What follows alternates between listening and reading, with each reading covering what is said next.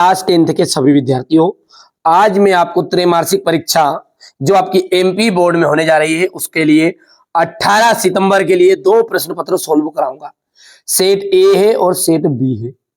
वैसे हर जिले में बच्चों अलग अलग तरह के प्रश्न पत्र आएंगे। यदि आप ये दोनों प्रश्न पत्रों को सोल्व कर लेते हो तो डंके की चोट पर कहता हूं मैं, आप अच्छे स्कोर कर पाओगे। लेकिन शर्त यही है बच्चों कि 18 जो सितंबर है उस पर पेपर देने से जाने से पहले आपको ये दो पेपर अच्छे से सोल्व कर लेना है। और चैनल पर जो भी चीज आपको बताई जाए एक्टिव रहिएगा और ध्यान से समझिएगा। चलिए तो शुरुआत करते हैं और बड़े ही धैर्य से और शांति से हम सारी चीजों को समझेंगे। देखिए, उद्धव ने गोपियों को क्या संदेश दिया? आपने पाठ पढ़ा, श्री कृष्ण ने उद्धव को योग साधना का संदेश देने के लिए कहा था। किनको? गोपियों को। तो इसका राइट आंसर है योग साधना का।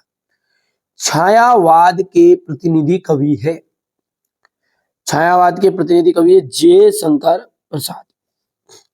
संचारी भावों की संख्या कितनी मानी गई है? ध्यान देना है, स्थायी भाव जो है वो 10 है और संचारी भाव कितने हैं? 33 है। ये छन्मंगुर होते हैं, ये बनते हैं और टूट जाते हैं। यदि गद्य कवियों की कसौटी है तो ये कथन जो है वो किनका है? ठीक है, तो ये कथन आपका आचार्य जी का है, आचार्य रामचंद्र शुक्ल का है। नेताजी का चश्मा पाठ की विधा है, एकांकी है, नाटक है, निबंध है, व्यंग है, कैसा है? कहानी है। तो कहानी एकदम राइट रहेगा। मन्नू भंडारी के किस व्यवहार से तंग आकर प्रिंसिपल ने उनके पिता को बुलवाया? मन्नू भंडारी का एक कौन सा व्यवहार था जिसके कारण उनके प्रिंसिपल ने उनके पिताजी को बुलवाया था? तो वो थे आंदोलनकारी। आगे बढ़े मन्नू भंडारी जी की। और रिक्त स्थान है, कवि के सरल स्वभाव के कारण डेडेस ने उन्हें धोखा दिया। देखिए, उनके मित्रों ने ही उन्हें धोखा दिया था। इनने मित्रों ने, तो यहाँ पर अपन मित्रों लिख भी सकते हैं और ऑप्शन भी दिया भी है। भोलानाथ और उनके साथी, भोलानाथ और उनके साथी डेडेस के बिल से पानी उलझने लगे। किसके बिल से? तो चूहों के बिल से।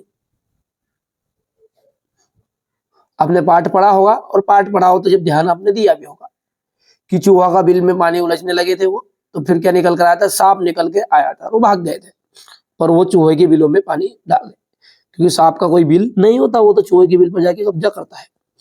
मन्नू भंडारी का जो जन्म है वो मध्य प्रदेश के कौन से गांव में हुआ था?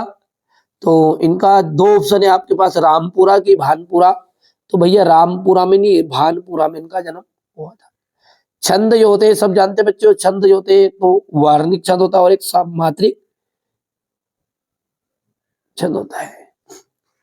सूर्य की जो भक्ति है, सूरदास की जो भक्ति है ना, वो दास भाव की, कि साक्य भाव की। देखो, सूरदास की जो भक्ति है ना वो भी आपकी साक्य भाव की है। तुलसीदास की जो भक्ति है वो है आपकी दास भाव की। तो यहां पर साक्य भाव एकदम राइट रहने वाला है।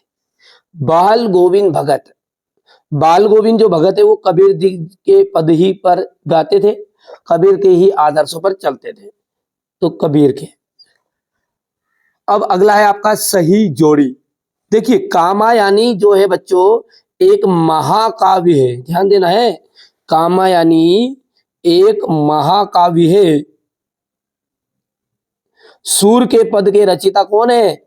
सूरदास जी है। उत्साह, जो उत्साह है उस कविता के रचनाकार कौन है? तो निराला जी है। निराला, निराला की जो रचना है वो अट नहीं रही। राम लक्ष्मण परशुराम संवाद सब जानते हैं, तुलसीदास जी की के द्वारा रचित है। और आत्मकथ्य के रचनाकार है हमारे जयशंकर प्रसाद। ये देखिए, त्रैमासिक से मतलब नहीं, ये चीजें बेटा वार्षिक में भी आपके लिए बहुत ही कामगार साबित होगी, क्योंकि ये जो है ना पूछता है ना, जो पाठ और उनके कवि और लेखक, इनको तो आप जरूर याद करिएगा, है ना। इसमें से 2 नंबर का आपका वार्षिक परीक्षा में भी आएगा। आगे बढ़ते हैं।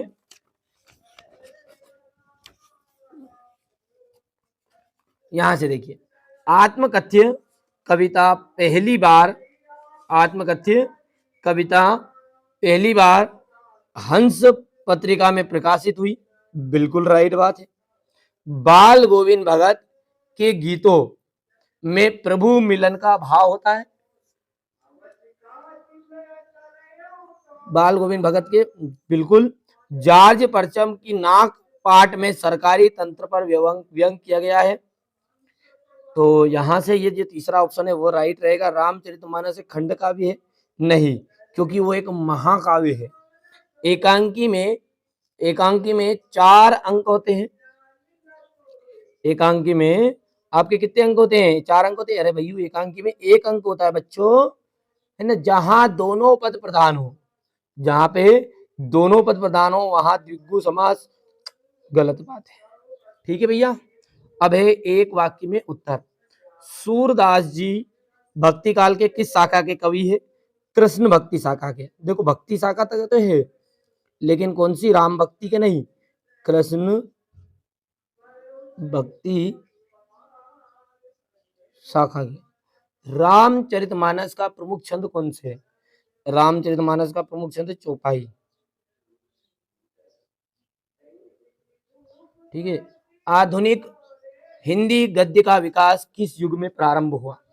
आधुनिक हिंदी गद्य का विकास कौन से युग में प्रारंभ हुआ? तो भारतेंदु युग। कौन सा युग था वो? भारतेंदु युग। आत्मकथ्य कविता में कवि ने मधुप का प्रयोग किसके लिए किया है? स्वयं के लिए।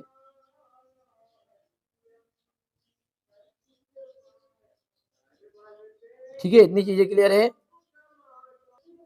अब देखिए क्वेश्चन नंबर जो 6 है, यहां पर देखिएगा, रीतिकाल का समय कब से कब तक माना गया है? भगती काल के 2 प्रमुख कवियों के नाम और लिखिएगा। तुलसीदास जी की 2 काव्यगत विशेषताएं लिखिए। उद्धव उद्धव के व्यवहार की तुलना किन किन से की गई है? परशुराम के क्रोध करने पर लक्ष्मण ने धनुष टूट जाने पर कौन कौन से तर्क दिए? कवि आत्मकथा से लिखने से क्यों बचना चाहता है? कवि की आंख जो है फाल्गुन की सुंदरता से क्यों नहीं हट रही है? महाकाव्य और खंडकाव्य के कोई 2 अंतर लिखना है। काव्य की परिभाषा लिखनी है आचार्य विश्वनाथ के अनुसार। नाटक किसे कहते हैं उसके ऊपर है। चौपाई छंद की परिभाषा उदाहरण से देनी है। यहां से आप देख सकते हैं बच्चों, है ना। इसी तरह आपका ये देख लीजिएगा, स्वयं प्रकाश की 2 रचनाओं, इन सबको आप कवर करिएगा, है ना। वैसे मैंने बेटा स्टार्ट में ही बता दिया है, अलग अलग जिलों में अलग अलग क्वेश्चन पेपर आएंगे, पर मैं कवर करने का प्रयास करूंगा, ठीक है, ताकि आपका पेपर बिल्कुल सटीक बैठ जाए। यदि कोई बच्चा मेरे द्वारा ये जो पेपर है इनको सोल्व करके जाएगा ना, तो ये पक्की बात है कि एक ही पेपर में वो 40 से 50 नंबर तक कवर कर पाएगा। देखिए, मैं दावा नहीं कर रहा बेटा कि ये रियल पेपर है, क्या है, बहुत ही इंपॉर्टेंट है क्वेश्चन, ठीक है। वही जो सिलेक्टेड क्वेश्चन है वो हर साल, देखिए आप पहली बार 10वीं में आए हो ना, मैं हर साल 10वीं पढ़ाता हूँ बच्चों, ठीक है।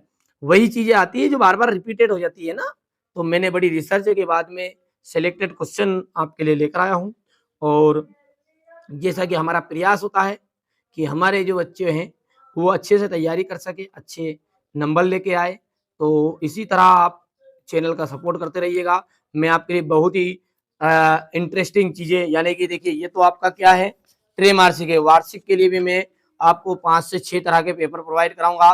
कोई रियल पेपर नहीं होंगे बेटा, है ना, वो सारे के सारे बहुत ही मोस्ट मोस्ट मोस्ट, अधिकांश जो 60% होता है ना पेपर का, वो 60% जो भाग होता है ना बच्चों, वो हमेशा रिपीटेड क्वेश्चन का से ही बनता है। तो